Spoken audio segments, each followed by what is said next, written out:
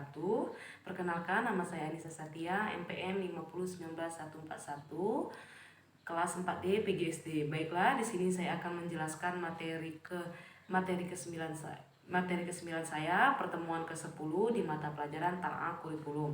Baiklah, di minggu kemarin sudah saya jelaskan di video saya kemarin tentang pengertian atau maksud dan tujuan dari silabus dan RPP. Dan minggu ini saya akan menjelaskan langkah-langkah atau cara-cara pembuatan RPP dan silabus. Pembuatan RPP yang pertama yaitu mengkaji silabus, di mana secara umum untuk setiap materi pokok dalam setiap silabus 4KD atau sesuai aspek KI: sikap kepada Tuhan, sikap diri terhadap lingkungan, pengetahuan, dan keterampilan. Dan kemudian adanya mengidentifikasikan materi pembelajaran, di mana kita dapat mengidentifikasikan materi pembelajaran yang menunjang pencapaian KD dengan pertimbangan potensi peserta didik. Ketiga, menentukan tujuan, di mana kita harus menentukan sebuah tujuan yang dapat diorganisasikan mencakup seluruh KD atau diorganisasikan untuk setiap pertemuan. Tujuan mengacu kepada indikator paling tidak mengandung 2 aspek. Yang keempat, yaitu mengembangkan kegiatan pembelajaran, di mana kegiatan pembelajaran dirancang untuk memberikan pengalaman belajar yang melibatkan proses mental dan fisik melalui interaksi. Kemudian mengembangkan kegiatan pembelajaran dirancang untuk memberikan pengalaman belajar yang melibatkan proses mental dan fisik melalui interaksi antar peserta didik. Dan yang kelima, yaitu penjabaran jenis penilaian, di mana di dalam silabus telah ditentukan jenis penilaian pencapaian KD peserta didik dilakukan indikator. Dan yang keenam, yaitu menentukan alokasi waktu. Menentukan alokasi waktu pada setiap KD didasarkan pada jumlah minggu efektif dan alokasi mata pelajaran per minggu dengan mempertimbangkan jumlah KD dan keluasannya dalam arti kesulitan dan tingkat kepentingan KD. Dan kemudian alokasi waktu dalam silabus merupakan perkiraan waktu rata-rata untuk menguasai KD yang dibutuhkan oleh peserta didik yang beragam. Kemudian yang ketujuh, menentukan sumber pembelajar, di mana sumber belajar adalah rujukan atau objek bahan yang digunakan untuk kegiatan pembelajaran yang berupa media cetak dan elektronik, narasumber, serta lingkungan fisik, alam, sosial, budaya.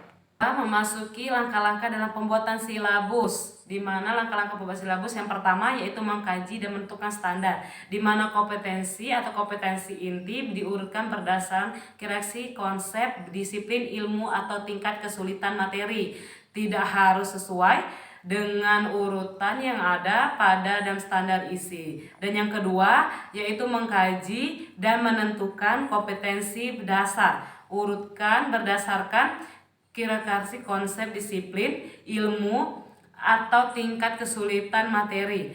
Tidak harus selalu sesuai dengan urutan yang ada dalam standar isi. Dan yang ketiga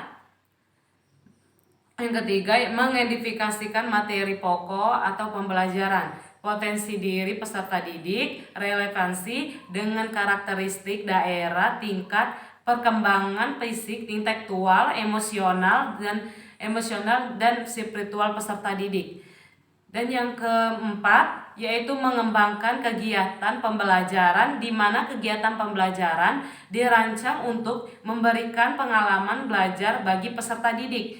Pengalaman belajar ini melibatkan proses mental dan fisik melalui interaksi antar peserta didik.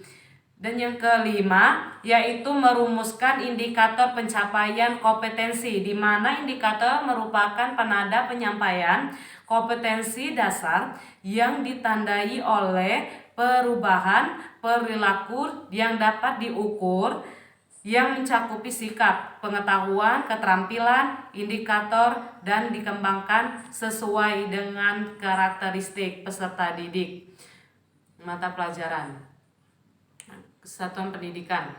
Dan yang keenam menentukan jenis penilaian, di mana kita harus menentukan potensi dasar peserta didik dilakukan berdasarkan indikator Penilaian dilakukan menggunakan teks dan non-teks dalam bentuk tertulis maupun lisan.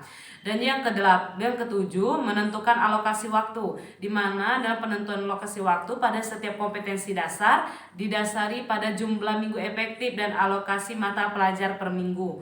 Yang kedelapan atau yang terakhir yaitu menentukan sumber belajar. Sumber belajar adalah menunjukkan objek atau bahan yang digunakan kegiatan pembelajaran yang berupa media cetak dan elektronik narasumber.